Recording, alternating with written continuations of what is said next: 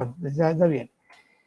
El otro indicador que podemos medir es la acidez, la lipólisis. Bueno, esto se mide por titulometría, se hacen, digamos, esos ácidos grasos libres, podemos titular, ahí tenemos el método, normalmente se hace con hidróxido de potasio, vamos agregando, acá le agregamos un reactivo de color, fenolftaleína, acá está, ¿ven? La fenolftaleína.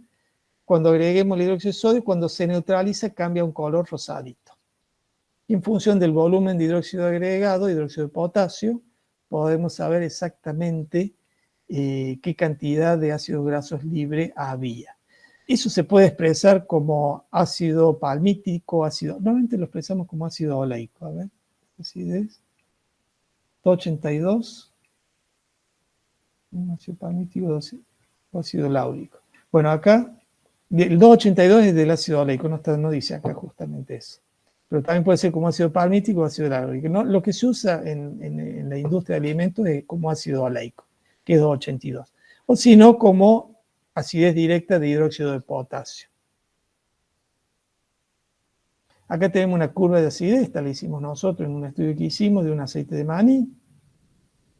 Durante casi 3 años, estuvimos midiendo cómo aumenta la acidez, ya la acidez extraída del grano, ¿no? No es lo mismo medir la acidez del aceite que está en el grano que el aceite que se extrae del grano y se pone y se guarda en una góndola, digamos, para hacer el estudio de vida útil.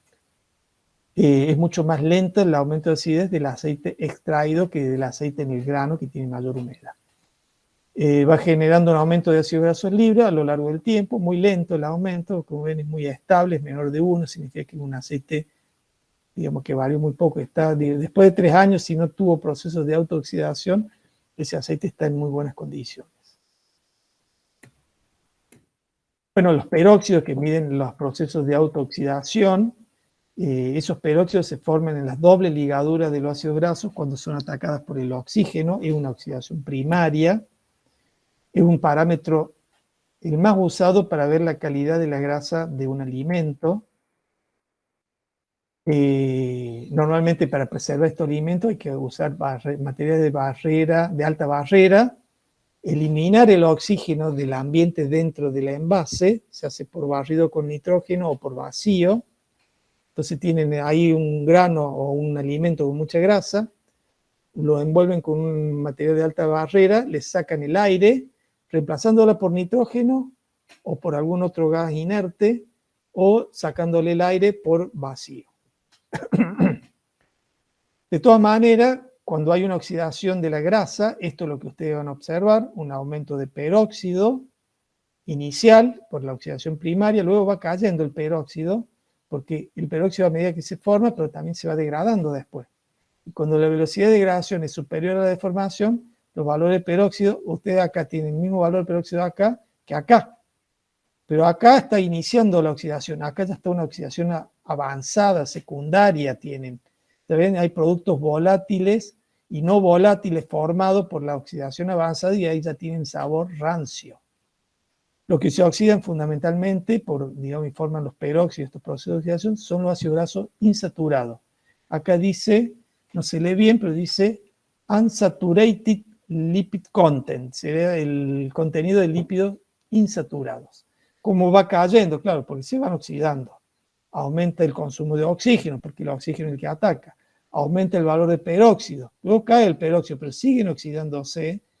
Forman los productos no volátiles, después se forman productos volátiles y a este nivel del avance de la oxidación ya hay sabor rancio. Obviamente eso no tiene que estar en el alimento. Es muy importante eso.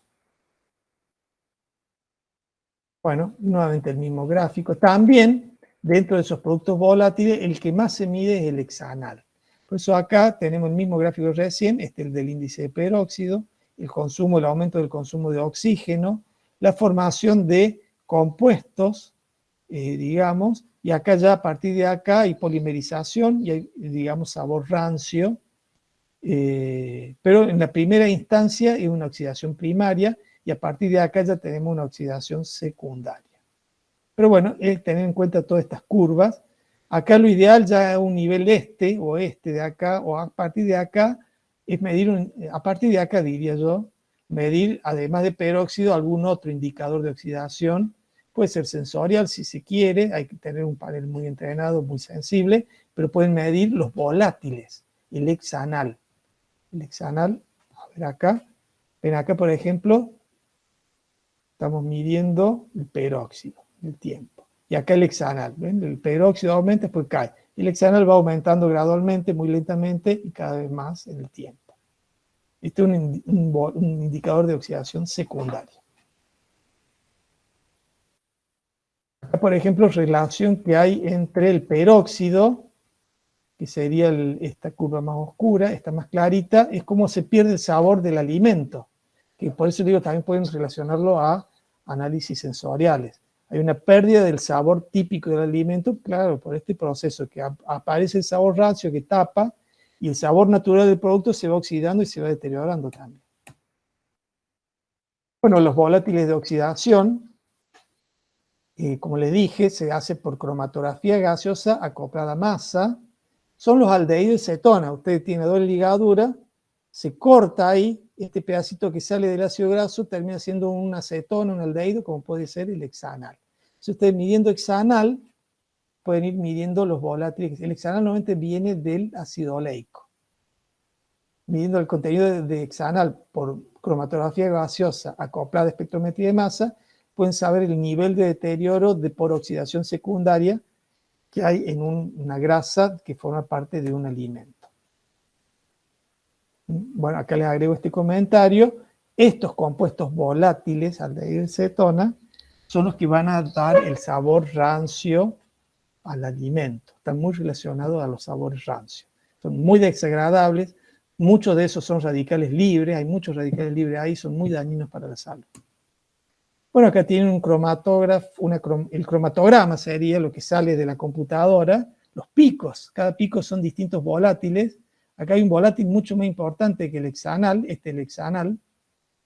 Fíjense, este volátil, el hexanal, pueden cuantificarlo por algún método, que se lo pueden ser un patrón interno o pueden hacerlo algún método de calibración para cuantificarlo correctamente en su muestra. ¿Ven? La forma de medirlo es poner la muestra dentro de un frasquito, la calientan, se desprenden esos volátiles, el hexanal que está contenido en la muestra, se desprende, ponen una fibra, esa fibra absorbe, supongamos que ahí está el hexanal, la va a absorber la fibra, queda pegada en la fibra se llama fibra SPME, Solid Phase Micro Extraction Fiber, así se llaman del inglés. Esa fibra SPME tienen, digamos, se compran las fibras, obviamente, con distintas sustancias que absorben distintos componentes. Vienen unas específicas que se usan más para este tipo de volátiles de oxidación. Se coloca en el inyector del cromatógrafo, se desprenden los volátiles porque está a 250 grados, entra a la columna, se van separando, van saliendo en orden en los distintos tiempos de retención y se va construyendo este cromatograma. Y uno de esos picos es el hexanal. Ahí tienen el hexanal, identifican el hexanal, lo cuantifican y pueden saber qué tan deteriorado estaba la materia grasa que forma parte de un alimento. Bueno, acá tienen curvas de peróxidos y curvas de hexanal, a medida que aumenta el peróxido. Después, primero el hexanal no aumenta mucho y después empieza a aumentar el hexanal porque es un producto de oxidación secundaria. Bueno, otra forma de medir el sabor del deterioro puede ser por análisis sensorial, midiendo el sabor oxidado. Como le dije, tienen que tener, digamos, hay una materia, el año que viene se llama análisis sensorial. Ahí vamos a explicar este método que se llama análisis descriptivo, que es un método que permite separar los atributos sensoriales de un alimento y cuantificarlos. Entonces, uno de esos atributos es el sabor oxidado o sabor rancio. Un panel de juez se lo puede medir. Acá tienen, por ejemplo, medición de sabor oxidado de girasol tostado. Fíjense como un control, aumentó mucho y estos son distintos tratamientos para preservar mejor el grano tostado de girasol. El girasol se enrancia rapidísimo, por eso se hacen muchas pruebas con girasol. Y relacionado a los sabores rancios están las curvas en los mismos tiempos medida, digamos, el peróxido. En estos estudios que hacemos nosotros en el laboratorio, muchas veces medimos varios indicadores. Vamos midiendo el sabor rancio, medimos por un análisis sensorial descriptivo, medimos el peróxido, también a veces medimos la acidez, medimos los volátiles, medimos los dienos conjugados, medimos la nicidina, que son todos indicadores de oxidación primaria y secundaria, para ver cómo evolucionan. También medimos cómo varía el perfil de ácidos grasos, porque a medida que se oxida van disminuyendo los ácidos grasos insaturados. Medimos los tocoferoles, que vamos a explicar a continuación. A ver, acá están los tocoferoles. Esto se mide por HPLC. O sea, aquellos los medimos por cromatografía gaseosa. Bueno, hay cromatografía líquida, también un cromatógrafo. Bueno, la vitamina E es un antioxidante natural, está en los alimentos, y la función de los alimentos, en el alimento actúa como un antioxidante, previniendo las oxidaciones.